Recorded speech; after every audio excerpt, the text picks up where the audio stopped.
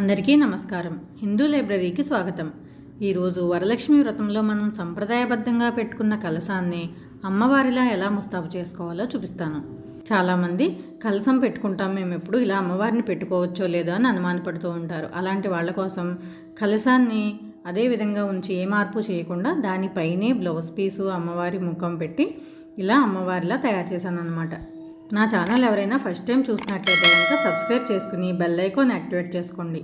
దీనికోసం నేను ఒక జాకెట్ ముక్క తీసుకున్నాను. దీన్ని ఇలా మడత విప్పుకున్న తర్వాత మనకు వెడల్పు ఎక్కువ ఉన్న భాగాన్ని కుచ్చిళ్ళు పెట్టుకోవాలన్నమాట. మనం పెట్టేది చెంబుకే కాబట్టి మనకి పొడవు ఎక్కువ అవసరం లేదు.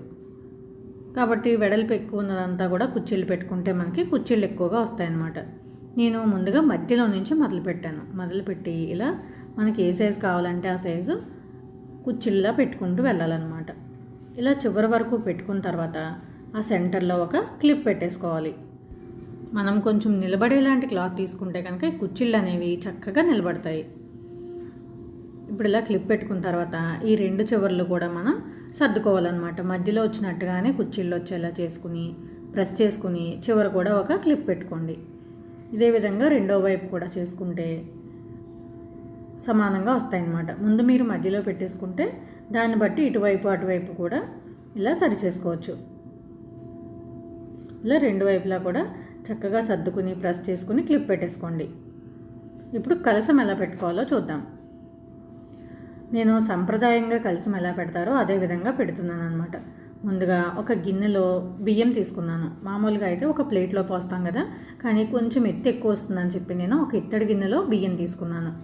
దానిపైన పెట్టడానికి నార్మల్గా మనం కలశం పెట్టే చెంబుకి పసుపు రాసుకుని బొట్లు పెట్టుకున్నాను. ఇప్పుడు ఈ కలశంలో నీళ్లు పోసి దానిలో కొద్దిగా అక్షతలు, గంధం, పువ్వు కూడా వేసుకున్నాను. నేను ఎప్పుడూ కూడా ఇలా కలశం పెట్టే పూజ అనేది చేసుకుంటాను.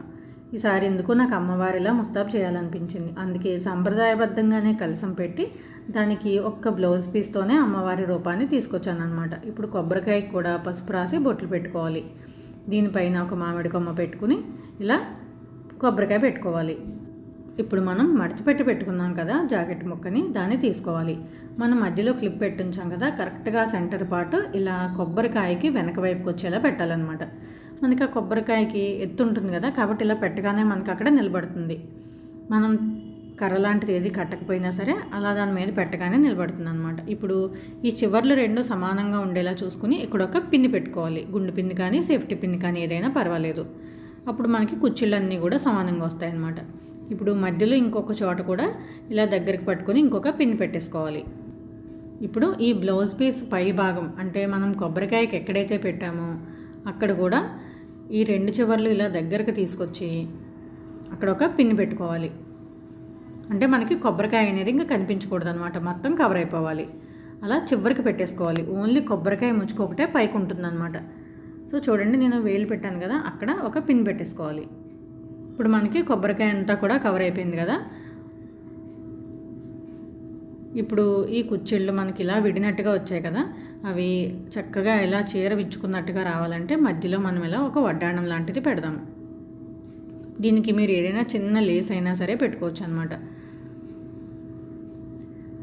దీన్ని ఇలా మధ్యలో పెట్టడం వల్ల మనకి మంచి లుక్ అనేది వస్తుంది.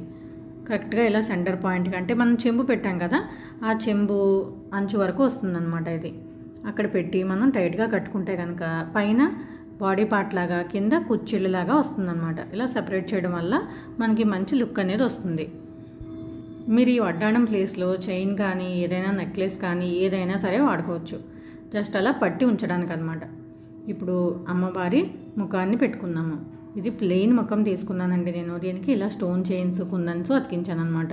అలాగే ఇక్కడ హోల్స్ ఇస్తాడనమాట మనం ముఖాన్ని వెనక్కి కట్టడానికి. ఆ హోల్స్లో ఇలా బుట్టలు కూడా పెట్టాను. ఈ వెనకాల హోల్స్ నుంచి ఒక రబ్బర్ బ్యాండ్ కట్టాను నేను, టైట్గా ఉంటుందని. ఇప్పుడు ఈ ఫేస్ని మనం తయారు చేసుకున్న కలశానికి తగిలించుకుందాం. మనకి పైన కొబ్బరికాయ ముచ్చుకుంది కదా, ఆ ముజుక్కి ఈ రబ్బర్ బ్యాండ్ సహాయంతో దీన్ని ఇలా తగిలించుకుంటే సరిపోతుంది. మనం కొబ్బరికాయ ముచ్చుకి పెట్టాం కాబట్టి చిన్న ముఖమైనా కూడా సెట్ అయిపోతుంది అనమాట, వెనకాల ఏమీ కనిపించదు. ఇప్పుడు ఇది పై పార్ట్ అంతా కవర్ చేయడానికి మీ దగ్గర ఉన్న ఆభరణాలు ఏవైనా సరే వేసుకోండి. మనకి ఇక్కడ ఒక్కటి మీకు తేడాగా కనిపిస్తుంది కదా, ఏంటంటే మనం ఇక్కడ చేతులు పెట్టలేదు కాబట్టి ఆ ప్లేస్ ఖాళీగా కనిపిస్తుంది. కాబట్టి ఇలా ఒక పూలదండ వేసుకుంటే మీకు చేతులు పెట్టలేదన్న ఫీలింగే రాదనమాట. చక్కగా నిండుగా ఉంటుంది. ఆర్టిఫిషియల్ దండైనా వేసుకోవచ్చు, లేదంటే ఇలా న్యాచురల్గా ఇంట్లో గుచ్చిన దండైనా సరే వేసుకోవచ్చు. ఇది వేయగానే మనకి నిండుదనం అనేది వస్తుందన్నమాట. చూసారు కదా, మనం సంప్రదాయంగా పెట్టుకునే కలసంతోనే ఒకే ఒక బ్లౌజ్ పీస్ను ఉపయోగించి అమ్మవారి రూపాన్ని ఎలా తయారు చేసుకోవచ్చో.